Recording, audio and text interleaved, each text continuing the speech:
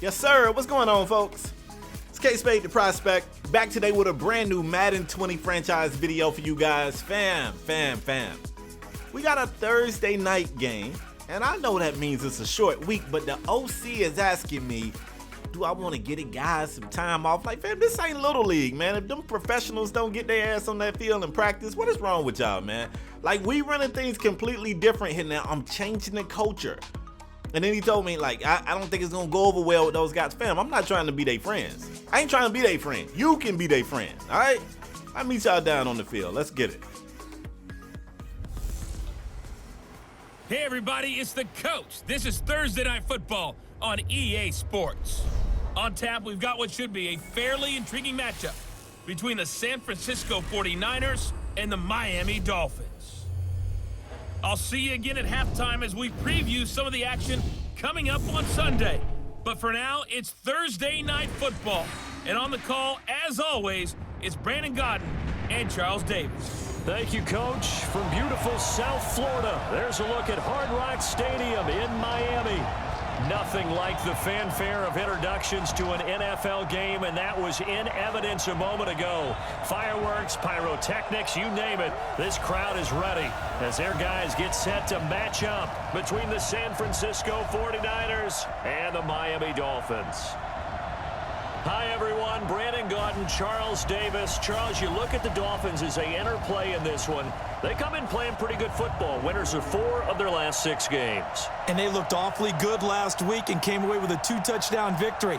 They did have a few reasons for concern defensively, but all in all, they'll take a repeat here if they could get it. On the other side of the field for the visiting 49ers, they too were winners last time out, so something's got to give here.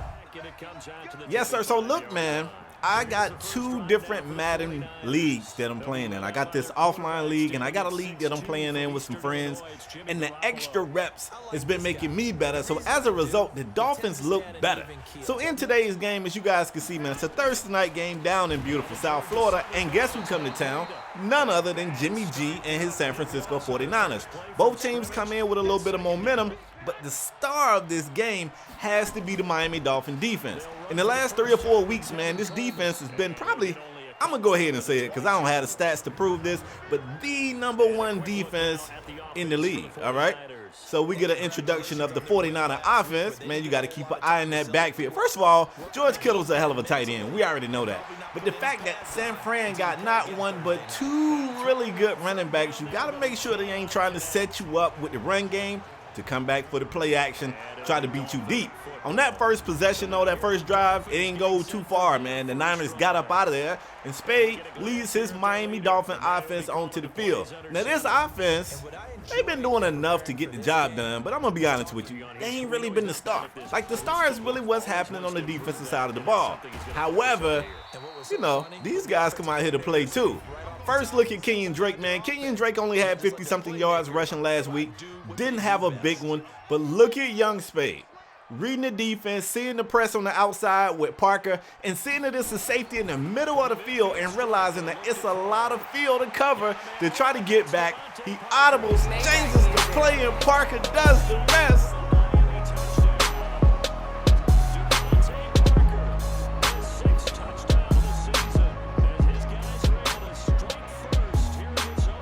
That boy got smoked. Somebody got smoked at Bebe's party. Don't ever come out here and press. And you might could get away with pressing on the other end, but you can't press Devontae Parker and not have a safety over the top unless you are a top-tier cornerback. And I'm looking at the San Fran cornerbacks, and I don't see no top tiers. I'm sorry, I'm just going to keep it a stack with you. I don't see it, all right? You better try to put Sherman over here. I don't know if Sherman on the other side. I don't know. I don't see top tiers, fam, all right? Now, the San Fran offense is out here, and they moving the rock, and they moving the rock by going to George Kittle. Kittle's a great tight end, fam, and I don't want to just give this guy too many compliments, but he is a great tight end. And everybody out here knows it, and you can see what I'm saying. It's so good that the 49ers just came out here and focused on trying to get the ball to their playmaker. He's the only offensive player with a star under his foot, and they went to him early and often. Now, what they were doing was also picking on the rookie Romeo Finley, and that's kind of smart. I mean, if you're looking at this Miami secondary, you don't want to pick on Minka, you don't want to pick on Darby, and you damn sure don't want to pick on Xavier Howard, so I guess you want to pick on the rookie? But the danger there is Romeo has been playing phenomenal. So keep an eye on this matchup with Finley and Kittle, because I think it might end up being the matchup that sets this game up, all right? The Niners are held to 3 points on that drive, so we still got a pretty good game going here in the second quarter. The Miami offense takes back over, and Spade is getting it done through the air. He's looking for number 11. I'm looking at 2-3 out there like he might be barbecue, because Devontae's having a big one early. Only 3 passes for Spade, but almost 100 yards already, and there's so much football left that I think he might turn up. However, I didn't get the chance to introduce the San Francisco defense, but Nick Bosa leads a pass rush for this team that can disrupt opposing offenses. On 3rd and long, Spade bumps one down the field to Henry Ruggs.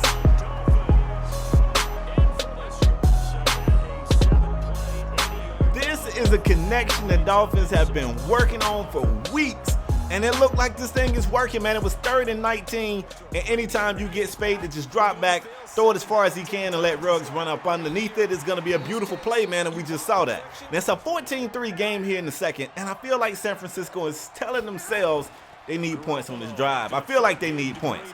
3rd and 10, they get it to Goodwin, who is very close to a first down marker, but goes down awkwardly. He's going to leave the game. They're checking him out on the sideline. Meanwhile, the officials come out with the chains and measure this play just inches short of the first down marker. Was really curious to see what San Francisco was going to do. They felt like it's a lot of football left. They didn't want to rush it. They punt the ball off. Now, Miami has an opportunity with this drive to blow this game away and just blow it out of proportion. 1st and 10.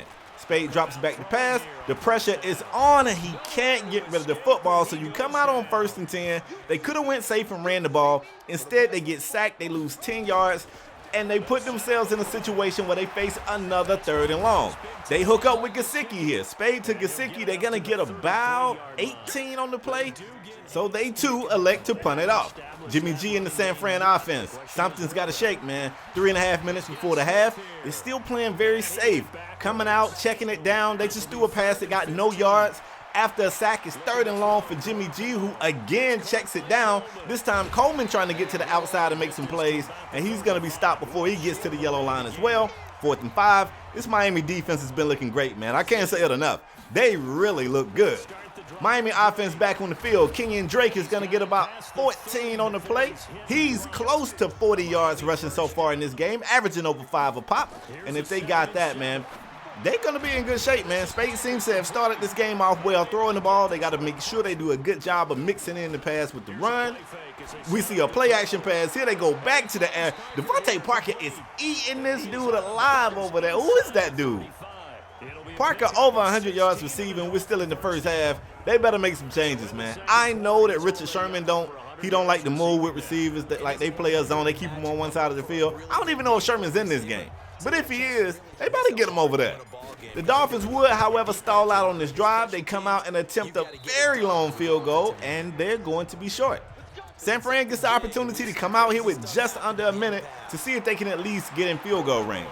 Jimmy G throwing it deep. He's trying to pick on Xavier Howard. That's not going to get it done. Xavier is there for the pick. I just said earlier, if you got to pick on somebody, I understand you picking on Romeo. I'm not saying that's going to work either, but I understand it.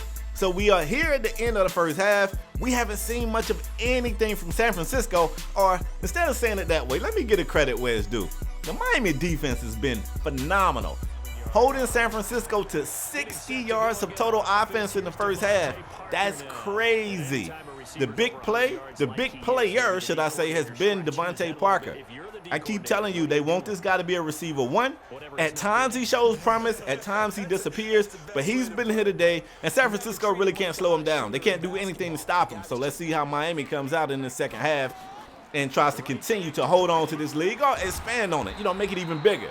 They come out, they run the ball. Kenyon Drake gets about 10 on the play. Why not just keep going to Drake? Drake seems to be getting it done right now as well. Like I said, he's over 5 a pop. Second down later in that drive, they go empty backfield, and we've seen this a lot this season. Spade will run, and he can get somewhere. He's got speed. He gets the first down here. The drive continues. Matter of fact, that run put Spade over 500 yards rushing for the season. So you see what I'm saying? He's a legitimate dual threat back there. Going back to the air here, T. Higgins on the reception. That puts Miami in the red zone. Later in that drive, it's third down. Spade drops back. The pressure's on. He tries to get rid of it. He's able to throw it out the back of the end zone. This way, the team is still set up for 3, and that's exactly what they get. 17-3 is the score, and this is what I was talking about. Romeo Finley has been doing a pretty good job on Kittle. Even though Kittle has 3, 4, I don't know, maybe 5 catches, Romeo been on that boy back like a shirt. He been on his head like a cap. He been on his ass like back pockets. Pause. But right here, Romeo Finley is in the right place at the right time. Makes a hell of a play. For this to be a rookie safety, I'm telling you, he's showing tremendous promise. That turnover gets Miami's offense back on the field, and they said, why not go back to this read option? Spade's going to get another 10, 11, 12 on that play right there. He is gashing them. 1st and 10, they flush him out of the pocket. He keeps it. He's getting another 10 to 12 a pop on these carries. He's close to 50 yards rushing. I think Drake is around 70 yards rushing, and we already know what they're doing through the air. 2nd and short, they go back to Drake. Drake's going to get him back in the red zone. He's over 80 yards rushing now, so everything is working. San Fran, are y'all here? Is it a post? 1st and 10, they go back to Drake. Big time juke. I thought he was going to get into the end zone, but a touchdown saving tackle from behind brings him down at the 3-yard line. 2nd to go. Miami turns around, hands it off to Drake. He's got all day, nothing but green. Gets in the end zone for the score. Beautiful, folks. It is 24-3. We're here in the 4th quarter. The Miami fans have not started walking to the exit yet. They want to see this entire ass kicking, and I'm here for it. 2nd and short for San Francisco, and at this point, they playing for pride, man. These be prideful athletes, and they don't want to go out here and have it said that the Dolphins held them to 3. The offense wants to get in this end zone. I can assure you of it. And they making some plays out there, man. That was a risky play. Romeo Finley almost had another one, but it was tipped into the air. Pettis did a great job of staying with the football and bringing it down. 1st and 10, they're going to do something safe, checking into the flats. And it's 30 seconds left. Play action pass. The pressure is on. Jimmy G is slammed to the turf, and they take a timeout. Why? Why are y'all doing this? Just go home. Just go home. 2nd and goal. Jimmy G throws it. Oh, I thought he was picked off by Finley again, but he gets it to the receiver with 20 seconds left. 3rd and goal from the 1 in the shotgun. Jimmy G does the unthinkable. Throws it at Romeo Finley again. You gonna learn, Jimmy. Romeo is not to be played with, bro. What is wrong with you? What is wrong with you? We draw the curtains out here, man. The Dolphins got the best defense in the league. No ifs, ands, and buts about it. If you guys remember at the start of the season, we set a goal to make the playoffs, to make the postseason. I think we're going to do that. That's all I got for today's video, man. The Niners got dominated, man. Get their ass out of here. Hit the like button if you enjoyed it. If you want to see more and you're new to my channel, hit subscribe. I'm out until next time, folks. Yeah.